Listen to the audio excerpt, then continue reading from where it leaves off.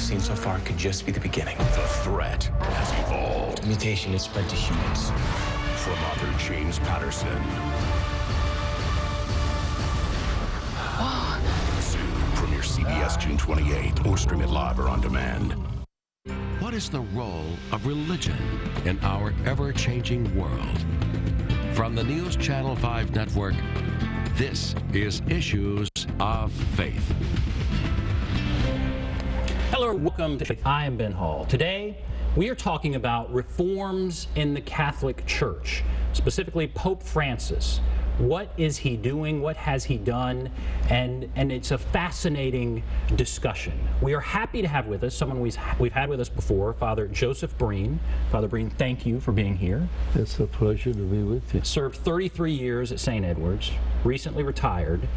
You saw the Pope speak before Congress. Yes. And so where do you think we are when we're talking about reforms in the Catholic Church and what this Pope is doing? He is quite revolutionary. In the document that came out a couple of weeks ago called the Joy of Love, he made it very, very clear that teachings in the past that forced people away from the church, who said you were living in sin if you do this or that or whatever, that was the old teaching. He put so much emphasis on your individual conscience, how you relate yourself to the Spirit of God, and that the church, priests especially, should be there to help them form a good conscience, where they can come back to the church, receive the sacraments. And in specific cases, we would say if you were divorced, remarried outside, we would say that was sinful. He would call it an irregular union. Doesn't have anything to do with sinfulness, an irregular union, because a lot depends on one's conscience, that one has to know that what he's doing or what she's doing is wrong for something to be evil or sinful. So how dramatic a change is this? That issue of divorce has been a major issue within the Catholic Church and has probably pushed a lot of people away from the church. So does this change the teaching? Very much so. The largest Christian church in the United States, Roman Catholic. The second largest Christian group, 30 million plus fallen away Catholics. We don't know how many, but many of those are Catholics in the second marriage who married outside the church without what we call an annulment. They were married, and we say in the past they're living in sin. He made it very clear that that wasn't really the case. He calls it an irregular union, and he says if they're in a good marriage and they would like to come back to the church to receive the communion, he's making it very easy to do so. What he says, follow your conscience. If you're in fidelity with the Lord, you have that loving spirit, then he makes it very clear that you can come back to the church, receive the Lord's Supper, the Holy Communion, and be fully active. Do you think people understand that? Are you seeing people come back? I mean, you were a priest, again, 30 years at St. Edward's. How difficult was it to deal with this issue of divorce? And I know there are others that in all churches push people away, but let's talk about divorce right now. How difficult was that for your parishioners, and how big do you think this would be? I was fortunate. I was educated, and I learned what is the meaning of the internal form. And Pope Francis brought this up in his document. The internal form refers to your conscience. And I would meet with these people follow the procedures that had been set out by Roman authorities years ago, that it is a traditional part of the church, the internal form, a place of judgment. Internal really refers to your conscience. I would ask the people, are they now in a very loving, blessed marriage? And many of them would say, oh yes. Have you been a good mother, a good father if they're parents? Yes. Do they have any obligations paying alimony to a previous spouse? And if all those things are positive, there's nothing that separates them from the love of God. Therefore, they should not be separated from the church. And according to procedures approved by Rome, then they're allowed to come back and be active in the church, receive the communion. This, many people unfortunately will say, this is the best kept secret in the Catholic Church. Most people only know the external form, which is similar or which is the same thing as an annulment. Only 10% of Catholics who are divorced, only 10% will seek an annulment. 50% will marry a non-Catholic in that particular church and join that church. 50%. 40% will either quit going to church altogether, or maybe they will go to church and not receive the Holy Eucharist. Because an annulment demands some very harsh things, essentially. Well, in many places, 10, 12, 15 months. Many places, they charge a certain amount of money to cover the charges. And it's quite extensive. But does it demand that the couple say that they were never in love and it was never... Right, they try to prove that it never was a marriage. That it was never a marriage. From the beginning. And Catholics, as well as many, many, many priests, would say it wasn't effective. As we know, only 10%, that's terrible. And then the fact that we've lost all those people. Pope Francis is the first one that has brought that to our attention. The great scandal of so many fallen away Catholics who don't feel like they're welcome in the church. And Pope Francis, oh, he is just great when it comes to the mercy of God, to forgiveness, reconciliation. He is just outstanding, and that is making a big difference in our church. He also calls upon priests and bishops to have maybe a change of heart. We were taught to be very rigid. This is a rule. This is a regulation. If you don't do this, you're not worthy of the church. You should not go to communion. And he has such a loving spirit, and we're hopeful that the bishops will be the real leaders in sharing that spirit with priests and with the laity. Is that getting out in Nashville now? Do you feel like the notion that there is this change within the church, and again, let's focus now on divorce, when it comes to divorce? Well, Pope Francis is the one that has brought it out. 2 years in a row, he had a synod, S-Y-N-O-D. That was a gathering of all the bishops, at least representatives around the world. And he kept telling them, we need to reconcile those people. We need to find ways to bring them back to the church. So he has been advocating that for over 2 years. And he reiterates that in this document. But he uses in there also that internal form that I was speaking about. I was fortunate to be taught that in Rome. So I've been using that along with my brother Philip, who has recently passed. One week we went to hear Father Bernard Herring. This was some 40 years ago, Bernard Herring. He preached on the same thing. And I was at a sabbatical hearing in Rome. I believe it was in '78. Sabbatical to get an update on Vatican II. And there were 40 of us. I was the only one that had been educated in Rome. All the others were educated here in America. And the moral theologian from Ireland, a very outstanding scholar, was saying, gentlemen, you need to get out of your rectories. You need to get out in the fields and be a good shepherd. Find out all those people who have left the church because of a second or third marriage. And if you don't use the annulment, then use the internal form.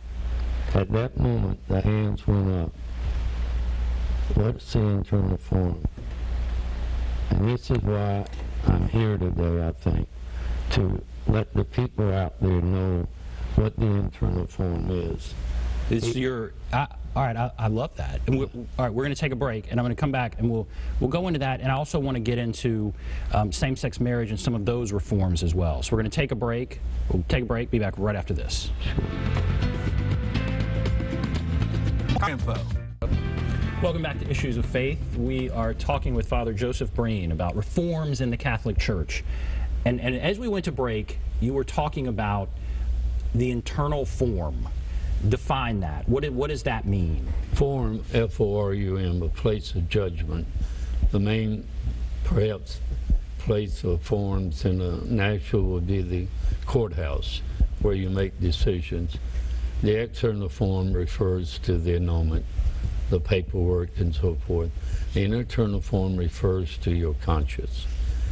And I remember when I was in Rome, and he, as I said, he told the priests there to get out and find those many, many Catholics who are in second or third marriages and bring them back to the church. If you don't use the external form, the annulment, use the internal form. All the hands went up and said, what's the internal form? He explained it to them what I was saying. You talk to people, you make sure their conscience is in harmony with the Lord, that they're in a good marriage, they're sorrowful for whatever may be weaknesses of the past, and so they're reconciled, then come back and start receiving communion. Now when he explained it to them, the hands went back up. Why didn't they teach that in our seminaries? And it's unfortunate, and I think, I'm not being critical, but I think the bishops maybe need to reflect upon that decision. Earlier, the American bishops voted not to teach it in the seminaries. And when would that have been when you say earlier? We're talking about... I don't know for sure, maybe 25 or 30 years ago. Okay. But that's opinion. I just know what I'm saying. It is factual what I'm saying. Right. And that they said we won't teach it because the seminarians, if they know about the internal form, they probably never would use the external form because... They wouldn't use something like an annulment. Right. It would be... So therefore, they voted not to teach it in the American seminaries, and therefore it is something the lay people, very few, know anything about it. And that's one reason I'm sure Pope Francis brought it up in his Joy of Love, Amoris Laetitia. He mentions the internal form, but he talks about just what that is, in the sense that talk to these couples, help them to come to reconciled with their conscience. In other words, they're holy, they're trying to be the best they can be, then they should be welcomed back into the church. And that's one reason I'm on the show today, that hopefully so many of those fallen away Catholics should feel most welcome to come back to the church. Talk to a priest that they know, a priest that will listen and be helpful in this regard. If they go to their church in another city, in Murfreesboro or any other place across the state or country, would the fact that the Pope has now put this in this document, would they know to change? Would they know that, okay, annulments are not... Only if the priests in that parish and programs like this Otherwise, they will not know of it. And the Pope, as I say, has encouraged on many occasions bishops and priests get out and dialogue with the people, because the people, that's the church, and dialogue with the church, the laity and the priests, so that they can come to know what is really what the people believe. And he brings this out, sensus fidelium. He has been promoting that for quite a while since he's been a pope. Sensus fidelium is what the people believe. The fidelium refers to the faithful people. Sensus is what they really believe. And we really need to work on that. Like, I believe that when the Pope spoke to the American bishops in Washington, I heard it was reported 3 times. He told the bishops to go back, to dialogue with the priests and the laity to find out what is the sensus fidelium. What has been happening is, many ways, the bishops will teach this, proclaim this to be a teaching of the church, but yet the sensus fidelium, what the people believe, is maybe just the opposite. For example, the church officially has been condemning artificial contraception, forbidden birth control. Right. And yet the great majority of Catholics believe it to be a part of responsible parenthood. They believe it to be an important part of keeping the marriage together and making it as great in love and fidelity as they can. So that's the challenge. Well, how do you reconcile that? How does a Catholic reconcile that? Well, hopefully they use their good judgment. They read and understand what that sensus fidelium, they understand what is meant by the internal form, and they make that decision within their conscience, and they can go to communion, be active in the church. But if they need a little bit of more confidence building, a little bit more understanding, then they're encouraged to find a priest sympathetic and knowledgeable and willing to discuss that. On the other side, could the internal forum give license to Catholics to disregard respected teachings that keep the church together? I mean, could this internal forum be a license to disregard important teachings? The internal forum is the greatest form of judgment. You got to live with your conscience. You can't deceive yourself. And we're talking about an informed conscience. We're talking about people who really are seeking to know the truth in prayer, scripture reading, listening to religious sermons, and really trying to find out what is true, good, and holy. Then they got to follow that and follow their conscience. And Pope Francis would say that's the healthy way to live. When it comes to this, as far as license to do other things, no, you can't deceive yourself. You can try to do that, but if you want to be physically and mentally healthy, spiritually healthy, you got to work hard to know what is right and wrong. In prayer, come to discover what is right and wrong in the eyes of the Lord. what does this document say about same-sex marriage, homosexuality, those issues, if anything? It's rather revolutionary in the sense that it doesn't condemn homosexuality like the church has been doing over the past many years. As far as same-sex marriage, he really doesn't mention it. He really doesn't say hardly anything. He hopes that what he's doing is get the church, bishops, priests, laity, get them thinking and questioning and come to an understanding of what is the sense of fidelium. What is it that we need to believe about Jesus Christ and so forth? And for example, Ireland, I believe it was last summer,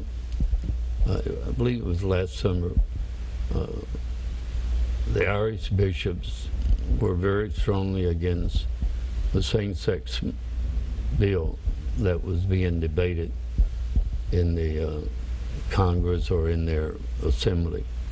And they decided to have the people vote on it. And the bishops were very much opposed to it, saying how bad it was and so forth. They had the election.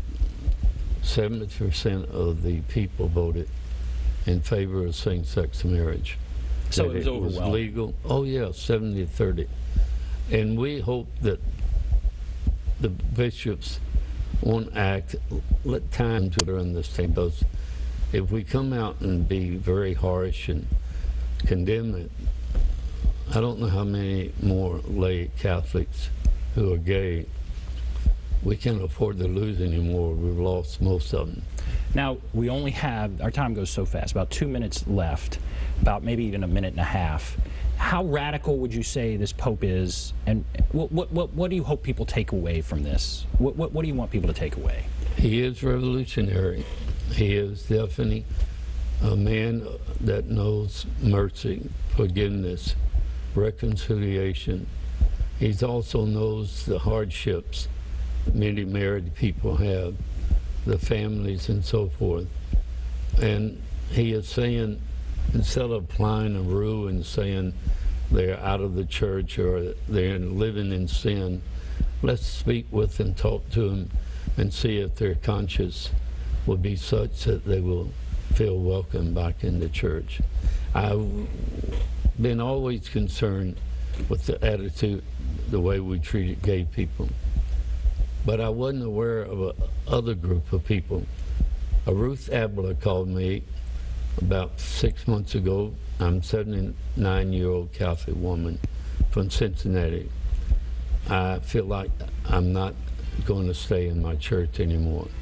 And you heard that over and over. Okay, we've run out of time. Yeah. Father Breen, thank you so much. It's so interesting to hear from you.